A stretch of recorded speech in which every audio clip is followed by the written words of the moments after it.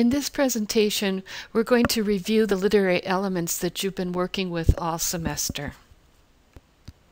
We should think of literary scholars as being like detectives. They look for clues to discover what the literature means. When they're looking for these clues, they often focus on 7 basic concepts. Those concepts are theme, character, setting, symbol, plot, point of view, and style. The theme is the main point of the story. We can have multiple themes, and we can have different ways that we would look at it. On one day, if we're having a bad day, we may interpret a story differently than if we read it the next day when things are going better for us. So there's not one theme in a story, and the theme can change. It depends on the reader's perspectives. Here's a definition of theme by Ann Charters. The central unifying point or idea that is made concrete, developed, and then explored in the action and the imagery of a work of fiction. Character is another crucial literary element. It's an invention of the author. It could be people, animals, objects. It could be traits and other characteristics. X.J. Kennedy defined character in this way. A character, then, is presumably an imagined person who inhabits a story, although that simple definition may admit to a few exceptions. He goes on to give us one of those exceptions. In George Stewart's novel Storm, the protagonist is the wind. In Richard Adams' Watership Down, the main characters are rabbits. Setting is another crucial literary element, and we have to realize this is much more than just the time and place of the story. Sometimes in high school that's the way setting is taught and defined, but it's other things. It could be occupations and politics, for example. In the story Ivy Day in the Committee Room in Dubliners, you read about the setting, and it had to be Ireland, it had to be Dublin, because it was all about the political leader Parnell. So the politics, the occupations are always a crucial thing that you should look for. It may happen that they're not important in a particular story, but you should check it out. Like a good detective, you should look for all the clues. The setting holds the diamond in a ring, for example. If you lose the setting, you've quite often, almost always, lost the diamond too. That's the way you should think of it with the stories. The setting contains the entire background in a story. Here's the way E. Roberts and H. Jacobs defines setting: the natural, manufactured, and cultural environment in which characters live and move, including all the artifacts they use in their lives. Fictional characters do not exist in isolation. Just as they become human, interacting with other characters, they gain identity because of their possessions, their jobs, their cultural and political allegiances, and the locations where they live, work, and love. And they also give us some types of settings. One is obviously nature and the outdoors. The second thing they mention is objects of human manufacture and construction. If you have a setting in an office, for example, a stapler could be a crucial part of that setting. It could have something to do with the story. And then you have the cultural conditions and assumptions. If you're reading a story about India, it's important for you to learn about those assumptions. What is valued by people in India that perhaps we take for granted? You have to research the setting if you want to understand the story. Symbol is what makes literature, classical literature, so intriguing to read. Henry James defines symbol this way: symbols cast long shadows. It's usually something that's unusual, and it's repeated throughout the story. It might start with the title, for example, and carry through that it's some unusual object mentioned in the last paragraph. There has to be some unusual significance to it. Here's the way J.A. Cudden defines it. Symbol, an object, animate or inanimate, which represents or stands for something else. Scales, for example, symbolize justice. Plot. I like this definition from X.J. Kennedy. It's the artistic arrangement of events. There is a sequence. It's usually chronological. However, we could have foreshadowing.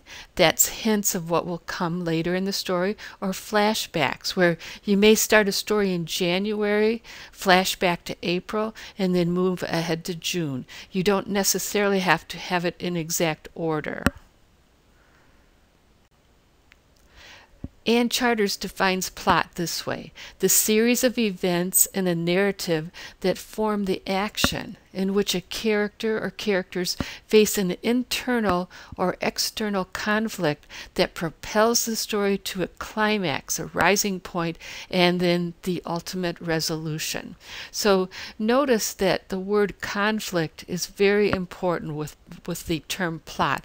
You really have to have an internal and or external conflict to have a plot for a story. Now, we mentioned the flashback, a technique of exposition in which the flow of events in a narrative is interrupted to present to the reader an earlier incident or situation that has a bearing on the story or its characters.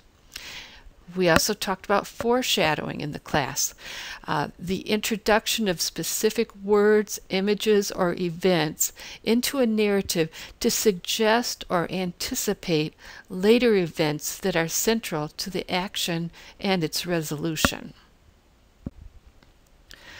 A crucial concept is the point of view, and I personally think this one is perhaps one of the more challenging literary elements, along with symbolism. That can be difficult to analyze as well. With point of view, you have to decide, are you inside the mind of the narrator? Is that narrator in the story or outside of it? What is that narrator's vantage point? A first-person narration, you can identify that quickly by looking for words like I and me and my. If the person who's telling these events, narrating the story, uses I, that means that person is a character inside that story. Now, if the story reads with pronouns like he, she, it, they, then the narrator is outside the story looking at it from an outside vantage point. Of course, we have to think about the issue of unreliable narrators. We could be getting this story in a way that there's, some trickery involved, and the reader has to see past this or else be surprised at the way things turn out, possibly. With respect to point of view, there's a few concepts that we should think about, but let's start with X.J. Kennedy and Dana Gioa's definition. Point of view: to identify the narrator of a story, describing any part he or she plays in the events, and any limits placed on his or her knowledge, is to identify the story's point of view. So, like I said, you have to consider, is that narrator inside and participating in the action, or looking at it as if he or she is sitting in a house and looking outside a window at things taking place in the street? Now, there's two basic types of point of view. One, and this will be for third person point of view. One is omniscient. The narrator is all-knowing. That narrator can see inside the minds of any characters. An objective point of view is when the narrator reports the facts of the story without making judgments, as if a camera is recording that story. If you have an omniscient point of view, then it's often told through descriptions and through dialogue of the characters. There isn't a narrator making any judgments or leading you. the narrator is much less apparent. There usually is a narrator present in parts of the story, but as much as possible, if the narration is truly objective, there'll be more dialogue and more descriptions.